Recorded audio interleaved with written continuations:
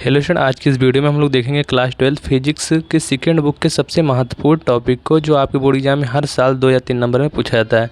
ये टॉपिक आपको किसी न किसी सेट में देखने के लिए ज़रूर मिलेगा। तो हमारा टॉपिक स्टूडेंट यहाँ पर है प्रकाश का परावर्तन। प्रकाश का परावर्तन क्या होता है, इसके नियम क्या होते हैं, इसके बारे में आपसे बोर्ड एग्जाम में पूछ सकता है। तो चलिए हम लोग देखते हैं यहाँ पर प्रकाश का परावर्तन क्या देखते हैं। प्रकाश का परावर्तन तो सबसे पहले लिखेंगे, जब प्रकाश की किरण किसी चिकने तल से टकराकर वापस उसी माध्यम में लौट आती है तो उस घटना को प्रकाश का परावर्तन कहते हैं। मतलब स्टूडेंट यहाँ पर जब कोई प्रकाश किसी चिकने तल से टकराकर वापस उसी माध्यम में लौट आता है तो उससे प्रकाश का परावर्तन कहते हैं। अब हम लोग इसको समझते हैं यहाँ पर स्टूडेंट। जैसे कि मान लीजिए यहाँ पर हमारा कोई दर्पण है। अब इस पर हमारी कोई प्रकाश की किरण आ रही है। ये हमारा क्या है, प्रकाश की किरण आ रही है। और जो हमारी प्रकाश की किरण स्टूडेंट है वो वापस उसी माध्यम में फिर लौट जाए तो इस घटना को हम लोग क्या कहते हैं स्टूडेंट। इसी घटना को हम लोग यहाँ पर क्या कहेंगे, परावर्तन कहेंगे। कोई भी जैसे कोई भी दर्पण या कोई भी चिकनी चीज़ हो, उस पर अगर प्रकाश पड़ता है फिर उसी माध्यम में लौट जाता है तो उसे हम लोग प्रकाश का परावर्तन कह सकते हैं। अब तो चलिए स्टूडेंट, अब हम लोग यहाँ पर प्रकाश का परावर्तन को डायग्राम के माध्यम से समझते हैं। तो सबसे पहले यहाँ पर हमारा एक दर्पण है स्टूडेंट। ये हमारा दर्पण यहाँ पर जो है इसको हमने यहाँ पर माना है स्टूडेंट। हमारा दर्पण क्या है, यहाँ पर M1 है और M2 हमारा क्या है, दर्पण है। अब इस पर हमारी एक प्रकाश की किरण आ रही है जिसे हम लोग क्या कहते हैं, आपतित किरण कहते हैं, जो आती है। और जो परावर्तन के पश्चात निकलती है जो किरण, उससे हम लोग क्या कहते हैं स्टूडेंट, उसको कहते हैं परावर्तित किरण। तो ये हमारी 2 किरणें हो गई। और यहाँ पे बीच में जो हमारा है ये क्या है, अभिलंब है। इसे N से डिनोट कर सकते हैं या करते हैं। ये हमारा क्या है A, और यहाँ पर हमारा B और N के बीच में जो हमारा कोण बनना है स्टूडेंट, मतलब कि यहाँ पर आपतित किरण और अभिलंब के बीच में जो हमारा कोण बनता है उसे क्या कहते हैं स्टूडेंट, आपतन कोण कहते हैं। इसको हम लोग डिनोट करते हैं I से।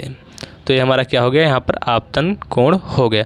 अब इसी प्रकार स्टूडेंट यहाँ पर हम लोग देखेंगे जो हमारा अभिलंब और परावर्तित किरण के बीच में जो कोण बनता है उससे हम लोग क्या कहते हैं स्टूडेंट, उससे हम लोग यहाँ पर कहते हैं परावर्तन कोण। ये हमारा क्या होता है, परावर्तन कोण होता है। इससे हम लोग डिनोट करते हैं स्टूडेंट, स्मॉल r से प्रदर्शित करते हैं।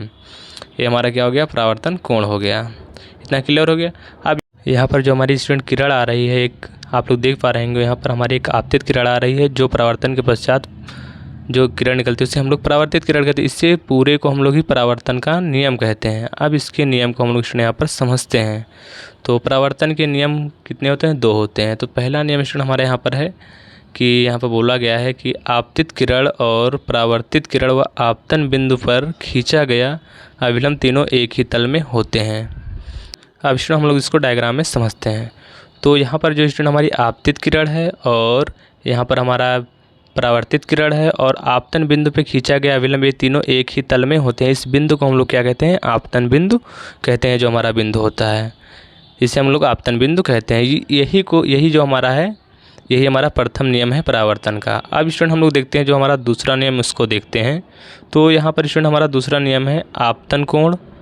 आपतन कोण मतलब I व परावर्तन कोण स्मॉल r सदैव बराबर होते हैं। मतलब कि जो हमारा आपतन कोण है और परावर्तन कोण आपस में सदैव बराबर होते हैं। तो स्टूडेंट आप लोग यहाँ पर देख पाएंगे जो हमारा आपतन कोण है I व परावर्तन कोण R, ये दोनों का मान सदैव बराबर होता है। यही हमारा क्या होता है, द्वितीय नियम होता है किसका, परावर्तन का। तो स्टूडेंट मैं आशा करता हूँ कि आप लोग को ये टॉपिक ज़रूर समझ में आया होगा। तो स्टूडेंट आप लोग यहाँ पर प्रकाश का परावर्तन का स्क्रीनशॉट कर लीजिए और साथ ही हमारा डायग्राम इसका भी स्क्रीनशॉट और इस सभी नियमों का भी स्क्रीनशॉट कर लीजिए। तो वीडियो कैसी लगी कमेंट बॉक्स में ज़रूर बताएं। मिलते हैं फिर अगली वीडियो में, तब तक के लिए जय हिंद, जय भारत।